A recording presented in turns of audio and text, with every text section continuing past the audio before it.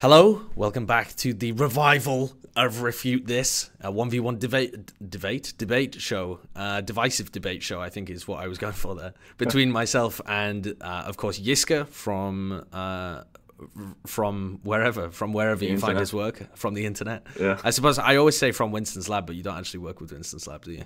I mean, you don't work for the company. I just pretend to write there, even though I haven't done that in a while too, but I'll hopefully change that soon. But you just steal all of their like cool statistics and use them to make yourself look smarter. Yeah, I basically did it for the Reddit checkmark. Okay, it's not working, but whatever. I saw your post about that. You know, the Reddit checkmark doesn't necessarily mean that the plebs will stop responding to you. If anything, it's a big sign on your back that's like, respond to me. I am somebody important. Yeah. Could figure that as much now too. Jesus. Okay, so not only have you been posting wild stuff on Reddit that, of course, the plebs to get annoyed with you, as ever, when would you ever stop? But you're also coming at me with this ridiculous statement. Yiska, explain yourself. What on earth do you mean the London Spitfire is sandbagging?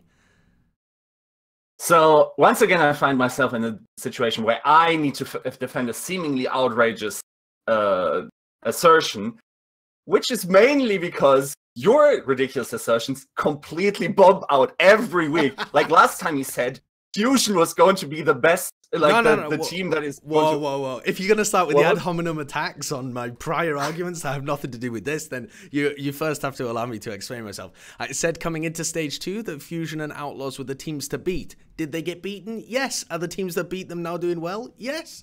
I feel like that worked pretty well. Jesus Christ. They were the teams to beat. I didn't say that they were the best teams at the time.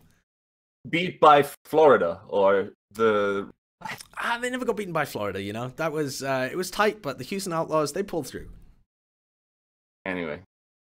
Okay, so let's get into the meat of things. So let's first say what I mean by sandbagging. Sandbagging generally is said when a team doesn't perform to the level that they could potentially do if they wanted to, for different reasons.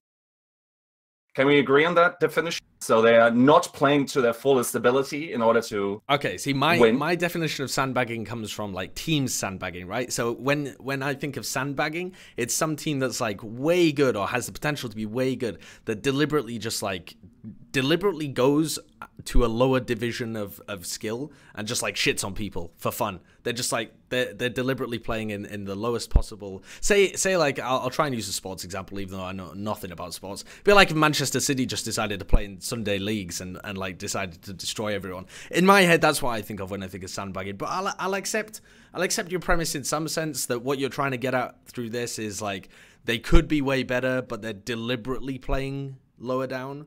Yes. But it's the deliberately exactly. That's key, right? Yes, that's exactly. Because I think in a sense, maybe Red Eye is to blame as a British consultant, because it's not only your favorite pastime, losing, but it's pretty much both a religion and like, you know, a reason to live in Britain. But no, I think the reason why that mostly happens is because they don't want to give too many strats away. So if we look at the at the losses that London Spitfire has sustained so far in the season, which is much more numerous than, for instance, NYXL now, right? Yeah. That is mainly because they had rough double, like trap games, basically. So if we go down the list of the matches they lost, right? Okay, so the first one is probably the dodgiest argument, because they lost against, their first match they lost against Boston 3-2, right? Yes. In that week, it wasn't actually that demanding. But the week after, so 3 or 4 days later, they had to play Seoul. By the way, which series they won 4-0 on 2 of the same maps with completely different defaults. Yeah. Now, very possible that they just realized that they played those maps badly against Boston, right? And then came in and changed their defaults or even the players they field, right? Okay, so that's just the first instance, right? So we keep going down the list, and I think the next one was it already Houston? No, they lost 4 games, at that point, right? At that point, they lost to Houston, and then they lost to NYXL. Yeah, in the same week. So they played both of those two teams at the same time. Now, this is already going towards the strongest argument, because here's the pattern, right? If you play Huyal, if you play Hu Reg, and if you play Hagopyun, you are deliberately sandbagging yourself. There's no way you field these players, especially more than one of these, if your aim is to win, right? So let's look at the series, right? So they lose both against Houston and against NYXL, right? Okay. Hours later, pretty much. So, like, and that is the strongest argument I can make for this here, right? So, for instance, yeah, they go up against Houston, they go up against London on specific maps, and somehow in a 14 map series, they completely switch their defaults. Fury comes in for Huyal, and they smash those, right? Like, do we think they sleepwalk? It's like, okay, they play the first series against NYXL and against Houston. Then they have a little downtime because other maps are being played. Then they go to the playoffs, and somehow in these, I don't know, like 2.5 hours of downtime, they figure out a completely new way to play 2 of these maps, change the starting lineup up, and come back to win that.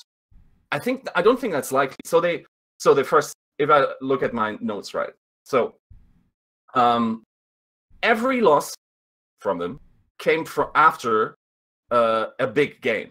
So, like, if you have NYXL that week, okay, you have a chance against London. Apart from the Boston one, obviously, because you added that caveat at the beginning, right? Yes, that's the weakest run. Even though I would still say it's a weak trap game, just because their default was so different. Right. Then, I mean, I forgot what the second game was. But even then, now in stage 2, it continues, right? Because once again, which games have they lost so far? Against Houston. In the same week, they beat NYXL, right? Yeah. Yes. Yeah. And now they once again find themselves against the Gladiators, but the pattern is exactly the same as they lost the first time against Houston. They play their Triple H trash cans, then they go 0-2, bring in the full roster, and obviously even the best roster in the world has a probabilistic chance to lose against one of these high-class teams. So they lose the third game and smash the fourth, right?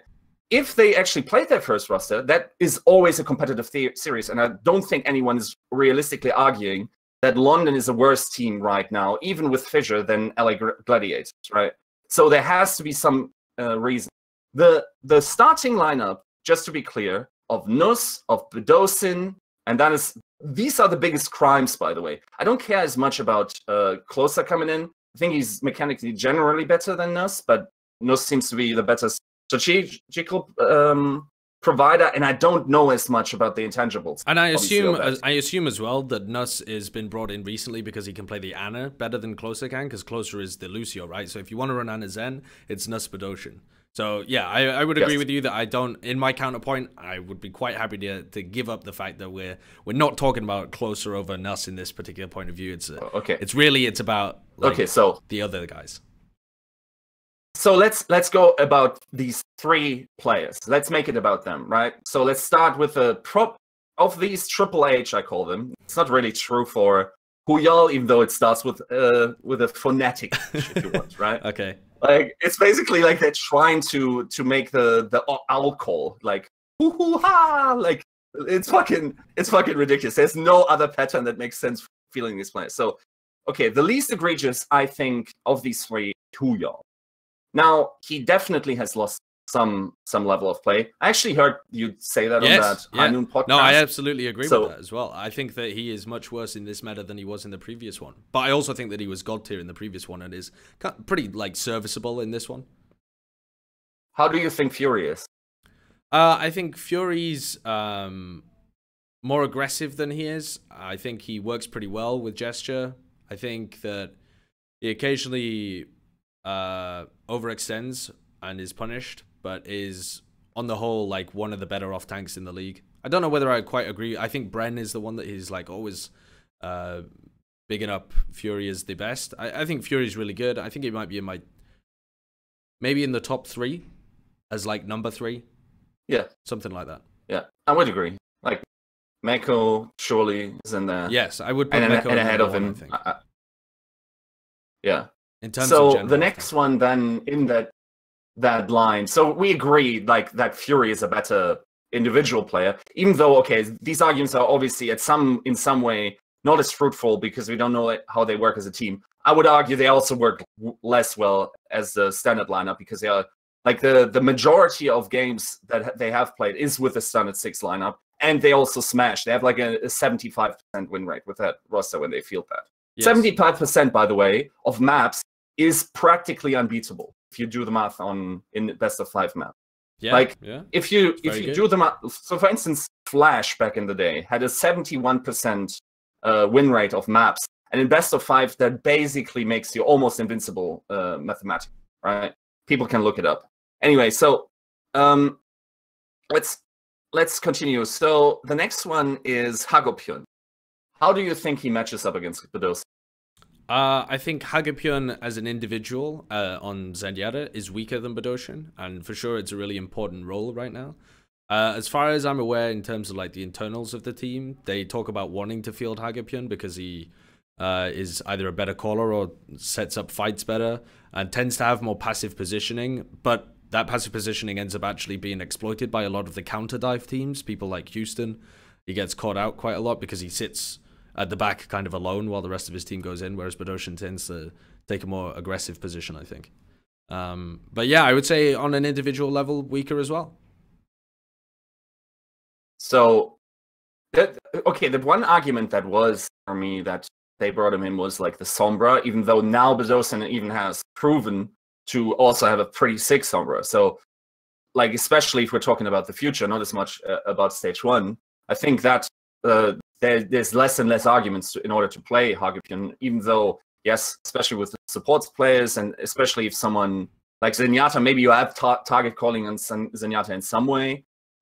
Maybe there's some intangibles that we're not seeing, but the real, just the stats or just the win rate, we don't even have to interpret stats here. It's just objectively that they win more games when they are fielding Bedosian, even though Bedosian slightly has a bias towards playing against better opponents, because you bring in also Hagopion, he played a lot against Shanghai or whatever, and bottom 3 opponents, even though they still bring him in sometimes against these top-level opponents in situations where you're like, okay, so if you actually want to win this game, it doesn't make sense for you to do that. So in a way, and just as a side point, I think this also implies for me, if the sandbagging argument is true, is that, I mean, people would ask themselves, why is that happening? Why would they sandbag? It doesn't make sense. Exactly. That's the motive that I was going to ask you. What motive do they have for sandbagging? Why would they sandbag? So motive is you win every single stage and you win playoff every single time. They are the best prepared team that preps for teams. In all playoff matches, in all matches that really matter, they win though. Okay. They just smash them. So here's where I've got to jump in and start like firing some at least questions at you, if not counter arguments, because that to me seems like a fairly a stretch of logic. Because if you're saying that, let's boil down your argument. Essentially, you're saying that for certain matches they like to split their roster and they field what is on paper a B team for the weaker games, so that their A team can practice more. Now, in theory, if they were running this properly, not that they practice more. So not to reveal the default lineups they would be playing. So a team can. They save strategies and they are able to prepare harder for a specific opponent without the specific opponent being able to counter prep for them. And if that strat was working well, and if that was a net positive for the team, and if that was being coached properly, you would expect to see that the B team would still be able to hold up their own against the lesser teams, but might drop a series every now and then, and the A team would really smash every time they were brought out, because they have the potential on paper to be able to do that, right? This is a team that on paper, if they were running at full power, we would expect to be ahead of the pack. Now, as to your point that you just brought up there, that they win all the big series games, I don't think that's the case. I think when you look at the games that they had against the Houston Outlaws and the NYXL, okay, so the idea is that they split their roster there, and they recognize at that point Houston's on a ridiculous win streak, and NYXL are just de facto one of their biggest opponents, but they lose both of those games. So that says to me that either their strategy is foolish, and you're comparing it to an NYXL team that has also had a couple of times where they've had really serious serious opponents on both days and don't even have the ability to split their teams up like this, but they still make it work. So this to me isn't sandbagging. This is just poor coaching. They this don't is though. Just splitting. They don't though. They lose the playoff stage. Okay, so this is regular season versus end of season, right? As well. So they lose because they lose again. Not end of season, but also the stage playoffs. Yes. Okay. So when it comes to the stage playoffs, they are able to turn it around, and they were able to win that time. They got the win over Houston Outlaws, then the win over NYXL. But when you actually look at the record of these teams over the course of the game, so let's look at Boston Uprising, for example. When they lost to the Boston Uprising, let's go through the season again. So what you'll actually see is that the team with who is it? It's the one with Furion actually has the worst win rate compared to when they put in... No, sorry. What am I talking about? They ran Fury the entire time, this one. They ran Fury, Nuss, and Badoshin for the entire time and ended up being upset. This is on a week where it's not particularly a trap game. They don't have another opponent. This is their A-team. I think this is just their A-team being upset. I think this is just a bona fide upset. It really has nothing to do with them splitting up their team. To be fair, I mean, they do play like 8 players, and both Nas and Rascal absolutely shit the bed in there. Okay, but that doesn't have anything to do with them sandbagging or splitting the team up or having a set style going into it. I think they just mismanaged the players that were coming into the match. I mean, the biggest culprit of all of this is still to be named, and this is basically the smashing argument. I now put a gun to your chest. Yeah. This is about your life. London Spitfire has to win a game against any other team. The maps are even... Okay, the maps are fairly even in terms of Farah usage. So they are just an average. Do you put Hurek in that season, that match, or do you not? You mean what do you mean in terms of Farah? Because the only time that I would put him in is if I was running Farah. Over anybody else, I think he's the best Farah on the team. Do I think he's the best at anything else? No, I don't. So why does this guy keep playing more McCree than he does play Farah? So this is definitely because they don't want to run Birdring in some of these matches as well. Because they want to save their strategies or something. But my point is that this isn't... Oh, it's almost like they're sandbagging. But this isn't deliberate sandbagging. This isn't something where they have the potential and are just going to go wild. This is mismanagement of the players. This shouldn't be categorized, in my opinion, as sandbagging. This is clearly them separating their teams into 2 portions. But when you have Profit and Gesture who have to play on both sides because they can't run in-house scrims, this is not in some sense them deliberately making themselves look weaker and then it's like, haha, we bring out our A card, it's actually phenomenal. It's that they are weaker than if they had just put all of their time into fielding their A-team. Like if instead of trying to save strategies and deliberately messing themselves around and sandbagging, if instead they just focused on fielding their A-team and making that work and just slacking off whenever you have a weaker opponent for the week, and you can give up that map but still give all the scrim time to the A-team, that is the approach that London Spitfire would have way more success with. The style that Seoul and NYXL are. I think they're just doing that. So otherwise, how do you explain that they completely can change their defaults? Like the biggest one for me is actually in stage 2, like the dumpster fire that was their defense on Kings Row against Houston. Like obviously, this was never like in no top team would ever get rolled like that, even on their B strategy if they wanted to entertain that. And they completely switched that around against NYXL. Still didn't look too good, but they at least didn't get absolute trashed, right? Do we really assume that they need a bad beating in order to, in 16 hours, switch their entire default up and become the unbeatable gods they are? Or so your premise is that even though they never scrim with this B team, they just field them in the games that they don't really care about losing because they might have a chance of being able to win. I see. Okay, so and I think they so then my counter. Oh, go on, carry on.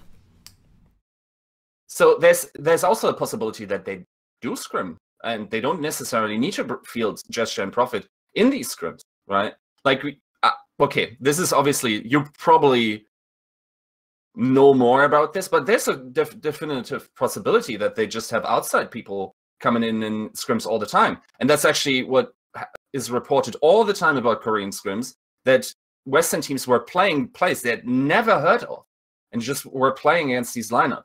it's not impossible that they don't need to stretch out Gesture and Profit as much. They're just playing without them, with some standard talent. I think that's highly unlikely, given that they will want to be playing on the LAN client and will want to be playing with people inside their circle. And if another team, say they've got like some random other person that they're scrimming with to give some rest time to Profit and Gesture, they would have to pull in somebody else, and the whole... like their opponents would have to agree not to play on the LAN server and stuff. So I think that's a stretch of the imagination. But I can kind of buy your idea, because before, my understanding of your premise was that they had an A team and a B team. They were splitting scrim time, and both were attempting to prepare. And that to me doesn't equate to sandbagging. But your premise is actually that this B team is just being fielded whenever they don't give a fuck about the game, and they're really just focusing on the big games. Now, for me, this has way more merit as an argument, and I didn't quite realize that was what you were saying. But here's where I think it still falls down.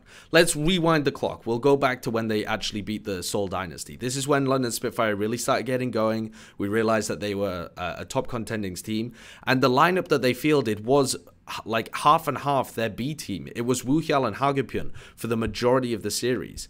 Were they playing the whole series? After they already basically won that game. No. And they realized that. No, they played the first map, the second map, and then the fourth map. It was only Ilios, the control game, where they subbed in Fury and Badoshin, and then they subbed in Hureg as well, because he can play the Pharah. So I think, and that was just a 4-0 sweep for London Spitfire. So if at some point they were sandbagging, it definitely didn't happen at least halfway through stage 1, I think, because there's no indication so far. That could well be true. I mean, they needed time in order to come together, right? Sure. They needed to figure out what their actually A team is, because it's like, if you have a GC Busan, maybe you think that's your A team, but I mean, I think many people would now say that at least most of the players are actually not I mean, we also substantiated that Hureg, Huyal, and Hagupyeon aren't the best players in their specific position.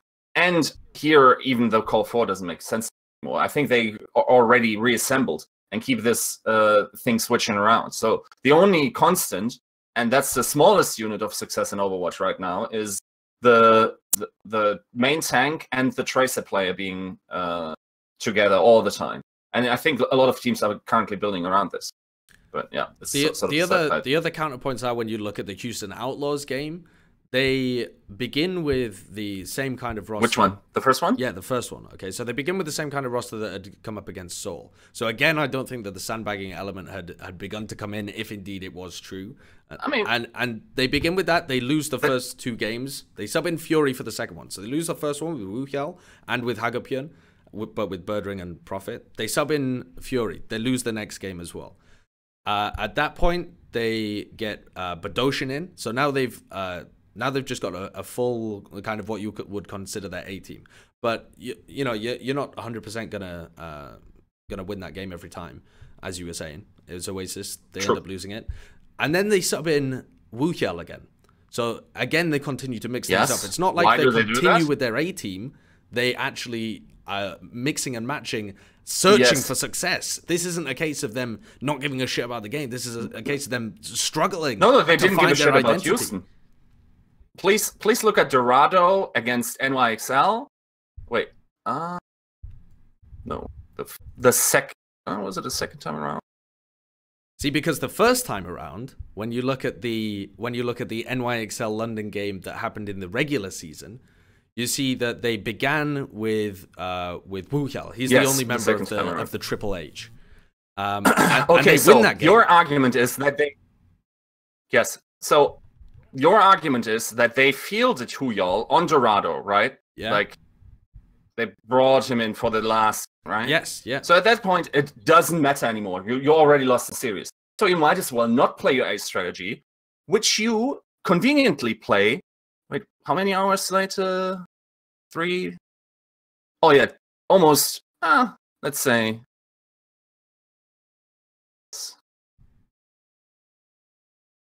I mean, a couple of hours later, right? Yeah, a while later. So then, in the final, right, they have to reverse sweep, and who do they bring in on the final map? Dosen, Fury, Birdring, Gesture, Profit, and Nuss. In the most important game of the season, They once again field their full roster, even though only hours before they played Dorado with Huyal. Why? Okay, but what roster do they begin that final with? With Wuxiao. Wait. And why would you begin a final with Wuxiao unless you thought that he was part of your A team? You wouldn't sandbag a final. You wouldn't put in a guy that was just like straight B team if you think that that is gonna. I mean, feel bad. as I said, I think Huyal is the least. Even though he did play like shit, by the way, in the first map, Huyal was the least offensive part about that. But then they just bring in Fury again. Then next map, Fury again. Third map, Fury again. It's almost like they lose the first game, then panic and go like, okay, let's win this all and just smash him. And yes, there's a probabilistic chance, especially against New York XL, who are notoriously great at King of the Hill maps, that you lose that, which makes sense. Also, actually, in this time it didn't even feel Pine, but you know, their strength is not necessarily just because of Pine playing 2CP. And then with the A lineup, they keep smashing every single game and do the reverse sweep on a day where they already were 14 maps deep, or I guess fairly enough, 10 maps deep, right? Yeah, like how? Okay, so if you don't think there's merit to that argument, then you must have a counter argument how that new default came to. Well, we heard from when they were running the Stage 1 finals that London Spitfire were running scrims desperately in between the games that happened. So this is not a team, I think, that was in any sense bothered by the fatigue of playing all of those games, and instead was trying to find the answer as they were going on. And so I think that even if they ended up finding out that this team was the answer, this was in no sense deliberate before the fact, and was massively to do with the fact that they scrambled to find out the difference between their regular season games and then the playoffs. So do they just teleport all knowledge of these maps into Fury's brain? So presumably Fury has ever played these games before and scrimmed with them.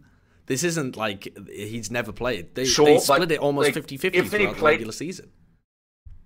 So they're playing 50-50 maps with all their players in scrims all the time in order to establish communism, or like, for what reason would they do that? Because they don't know what's happening. Because here's the thing, you're setting it up, and here's my big issue with this argument. The idea that they're sandbagging requires the premise that they know what the hell is going on, and they are deliberately making the decision to field their lesser team for these games. This is my fundamental problem with the argument, is that I do not believe they knew what the hell was going on up until that final day, where the course of all of these 14 games, plus the scrims that they were running internally between that, made them figure out what the hell was happening for the final game. I do not believe that this was a premeditated decision coming into it, as in they set it up days in advance. And while it now seems to be a premeditated decision in Stage 2, I still don't think that this is the best way of running this team, because I think that the London Spitfire's A team could be getting massively more results if they just dispensed with this idea and actually focused on making their A team as good as possible. Yes, but that relies on the premise that you think full value in Overwatch League winning the season stand. But I don't think either in popularity or in fame that's actually true. Yes, you get the season reward for being first, but if you smash every single playoff and the playoffs at the end, nobody's going to talk about the guy that won the league. It's like that in no other sport. Okay. Nobody cares who won the race. Okay, but at this point, are you saying that London Spitfire don't care about placing highly in each stage as well, or they just think that they can get to the number 3 spot while still potentially throwing half of these lesser games away? For example, if they field their B team against half of these mid-table teams, they're going to run up against the London Gladiators again with their B team, and they're going to run up against LA Valiant and have a chance of losing that series. Like that, the Houston. No, they've already played against the Houston Outlaws, and they did actually lose as well. So they are at risk of losing out on these big end of stage playoffs as well. Even if they, as you're saying, are playing the mega long game and only giving a shit about getting in like 6th place at the playoffs at the end, that makes it much harder anyway. No. I think they will aim to be always in the playoffs of every stage. So they always want to participate in the stage playoffs, and that requires them to win an even amount. And keep in mind, so they were pretty much safe in the playoffs, right? Like on the last day, yes, when they had that. Yeah, big... they were. They actually no, they weren't. They had to. They had to at least win 2 maps, if my memory serves correctly, against NYXL to be able to get in. Yeah, okay. And so they were actually pretty close to. What was it? I think they had to at least win and draw a map or something like that. It was like there was something squiffy happening with the things. So they theoretically could have gone out in that game against NYXL. So they certainly played it close towards the end, and risky in terms of how they were. If indeed they were sandbagging, they were playing an incredibly risky game. Now because we're reaching the half-hour point, and I think we've pretty much laid out most of our points. I'd like to challenge you to. So here's the theory of prediction. If this theory holds solid, we would, in some sense, be able to have an idea of which rosters would be predicted against which teams, and which games you think is reasonable for London Spitfire to drop going forward. So how many games do they have left in the season? I think they've got. What are we on? Week 4. I suppose I should know this, but they all just blend into one. Yeah, we're on week 4. Playing. So they play against San Francisco Shock and Seoul Dynasty, then Shanghai Dragons and Dallas. Yes. What were you saying? They will smash Seoul. And you're saying that they'll field their B team for San Francisco Shock, right? Because they're trying to save their strats for Seoul. Yes, Shock. The serious Shock against London might be closer than Seoul.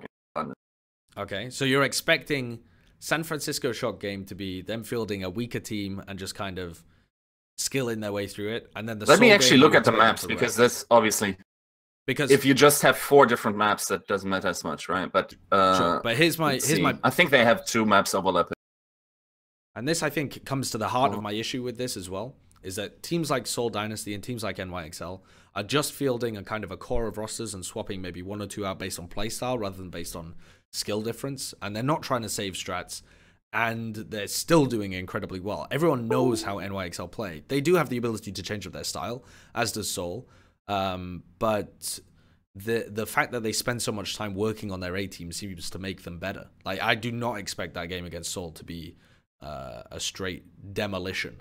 But we'll see. We'll see. What do you think they'll do when they face the Shanghai Dragons and Dallas Fuel? Since neither of those games, in theory, would be even a struggle for their B team. I mean, we might see Hurek just the Triple H. 6, maybe. I don't know. Like, there's always also. I mean, I won't deny that there are other ways to explain these things. So one thing, I think the basis that they do generally better if they have not a trap game a week is fundamentally true. Sure. That could really hurt Seoul this week as well, because they're playing NYXL and London. Definitely. Yeah, and that's also the one reason why I think... not now, if I'm Seoul, I actually concentrate probably on London, because they look the dodgiest against Gladiators, right? Theoretically. Sure. Yeah. But I don't know. Sometimes I feel like they are playing, or they're strategizing on a level that we more mortals don't understand, and they just end up outplaying themselves anyway. Okay. So I love that we have such a difference in opinion. It's like I really think that a lot of these teams don't know what the hell they're doing. They're just kind of blundering their way through, fumbling their way through a lot of things. And you're like, they're strategizing on a whole different plane of existence us mere mortals cannot understand. I mean, Seoul did it. If you remember the last time they played Korean teams, where we're like, who are you fielding, right? Like, why? Yeah. Like, so there has to be some reason. And also, just as a side point, right? I think the preparation for these big games is the biggest difference we have between Korean rosters and Western rosters. Because, unless you get those teams in a trap game, and that's not just true for London, but that's also true for all the other Korean teams. If you actually do Boston is legitimately the only match that a Western team won that wasn't a trap game for a Korean team that week. I haven't looked into it, but so that sounds there's believable. Definitely still a gap in preparation, right? Sure. So London Spitfire, after that, will go on to the stage 2 playoffs, presumably. They're in 4th place at the moment, but they play Dallas and Shanghai. Presumably 2 wins that'll bump them up to 6 and 2. and then they have to play against Seoul, which I think is definitely losable for London, and San Francisco Shock, which again should be an easy win. So presumably they're in the playoffs. Now, at this point, if they're sandbagging, do they even show their hand against Seoul? Why do you think they'll smash Seoul if they're sandbagging to get into the playoffs?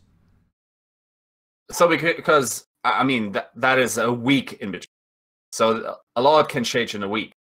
I mean, even some lineups change, right? Sure. Or some teams will have new players in. I don't know what the situation with Titsi is, for instance. If he will be there for stage 2, maybe. I don't know, probably not. But you know, some teams will have completely different lineups. So a lot changes, and you can prepare a lot and refine your default. And they also need the win against Seoul in order to get to the playoffs, probably after losing to LA Gladiators and Houston. Right? Now, here's the other thing that we haven't discussed as well. There is an advantage to actually finishing higher in the standings because it means that you don't have to show your hand multiple rounds of the playoffs. So theoretically, if this is London's style, that they like to save the strategies and they like to go into things and make specific strats against their opponent, which the opponent can't read, it would benefit them to be as high up in the table as possible, because then they get the maximum amount of time on the day to be able to witness their opponent, as NYXL did to London, and they get to try and counter-strat it when it gets to the finals. Why would they not go for that? Sure, but the result of this would be that they need to, in order to be higher in the ratings, they would need to field the A team more, which then would make them more readable. I just think they just care as a team inherently more against beating but here's the top team. If you they don't care as much. If you beat London, if you beat Seoul in week 4, does that have an impact as much on the end of week 5 playoff day? I don't think it does. So I think that you can field your A roster for basically any of these games, but it would also apply earlier in the season. There is no reason to sandbag, for example, against NYXL not NYXL actually, because that was the day of. No, they won that. No, was it Houston? I can't remember. One of the games that they lost anyway was not on the day of the playoffs, and it was kind of earlier in the stage. Now, if you win a game like that and show all of your strategies, the strats are going to evolve by the time you get later on in the stage anyway. So it's almost useless to sandbag. You might as well get the higher place in the standings, increase your chances in the playoffs if that's what matters. If the playoffs matter, why not increase your chances in the playoffs? The point is that the sandbag sets in the very trap game after. So they start playing against a lesser opponent. They're not showing their hand. And let's not forget, in that term, London Spitfire had the hardest schedule last stage. Like, not even comparably. Like, they had trap games, and didn't they have to not play Florida or something? Something like that. I mean, Boston didn't have to play Shanghai, so God bless them for nearly getting into the stage 1 playoffs. Yeah. So, yeah, that's definitely true, by the way. But, so, if you're asking me for proof of concept, I don't think they will sandbag against Seoul. Okay. I think they will absolutely try to smash them, because to be fair, also, I don't think they particularly sandbagged the regular season game against NYXL. That went 3-2, right, to the last map, where the strategies were pretty. I mean, the maps were also completely different than in the later stages, and for those maps that were actually double played, because there was some weird way. I don't know, that it would probably be better if we knew how these maps were chosen in the playoffs. No idea. I asked Monty this. Yiska, you ask for too much.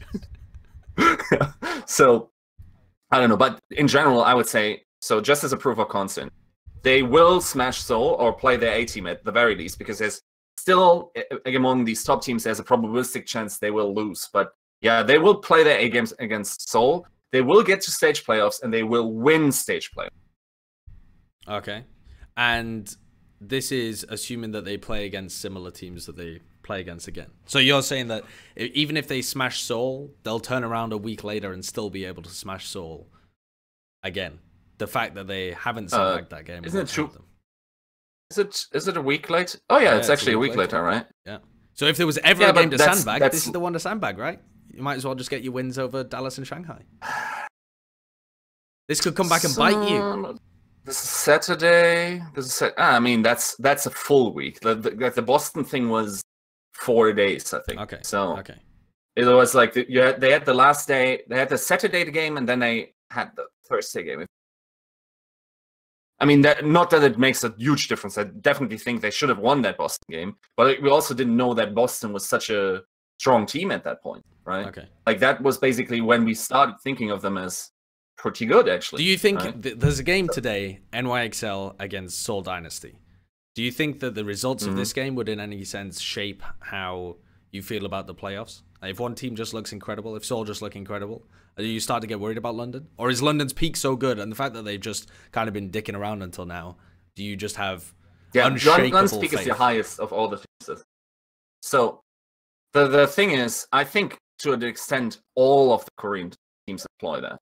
So, like, hilariously, if Seoul looks super weak against NYXL, especially strategically, not just they get blown out individually or whatever, but strategically, if I think this is not an A lineup, then I would automatically put more percentage on Seoul beating London because they have withheld their... So paradoxically, whichever team gets unbelievably blown out strategically today has a higher chance of victory in the playoffs.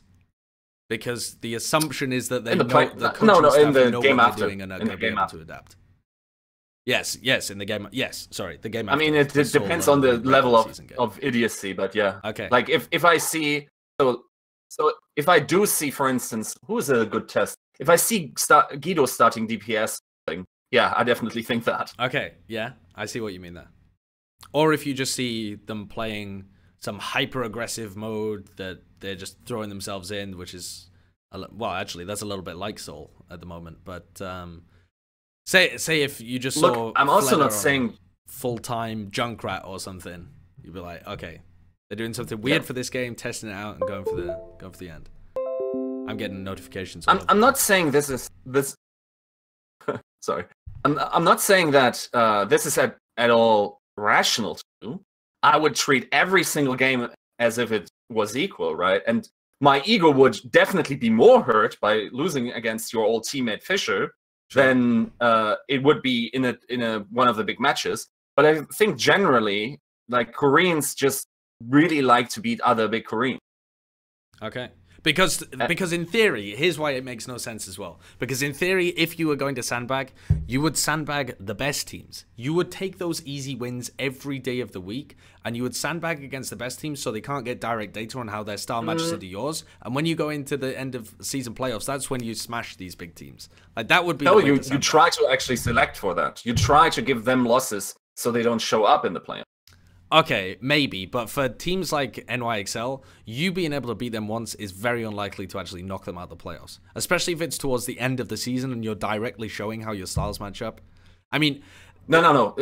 Yes, again, like the last game of the stage 1 against NYXL, they played 3-2. They played a lot of their ace hand, also because they didn't play the same maps as much.